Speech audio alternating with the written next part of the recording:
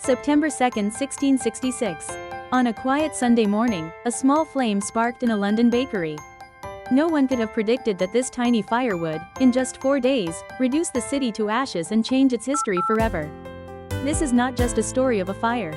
It's the story of a city that was a tinderbox waiting to burn, of a failed response, and of a great metropolis that found a chance to rebuild from the embers of its own destruction.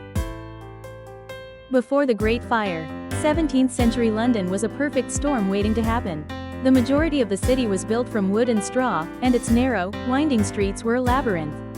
Houses were so tightly packed that their roofs often touched, allowing fire to leap easily from one building to the next. The danger was known, but the city was too large and too dense for anyone to believe the worst-case scenario. At 1 a.m. on September 2, 1666, a fire broke out in the bakery of a royal baker named Thomas Fariner. He had failed to properly extinguish his oven fire. The small blaze quickly grew, spreading to a neighboring building. Fariner and his family escaped, but the fire, left to its own devices, began to rage. The fire's growth was fueled by two crucial factors. First, a strong easterly wind acted like a bellows, fanning the flames and carrying embers like bombs to nearby buildings. Second, the city's mayor hesitated to order the demolition of houses to create fire breaks, as was the protocol.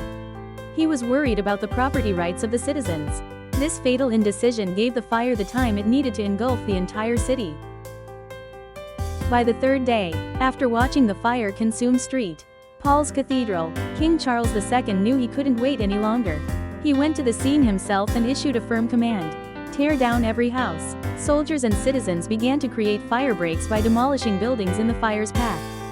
Thankfully, the wind also shifted to the west, and the fire's momentum began to wane. Finally, after 4 days, the fire miraculously stopped. The Great Fire of London destroyed over 80% of the city.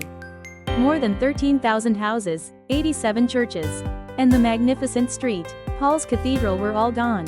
But from this tragedy came a chance for rebirth. Architect Christopher Wren designed a new, modern city to be built from the ashes. He planned to use stone and brick instead of wood, creating wider streets and public squares.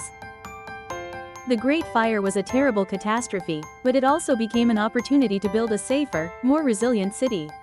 Thanks to this fire, London was able to rise and become one of the greatest cities in the world. Much of the London we see today is a direct legacy of that immense blaze.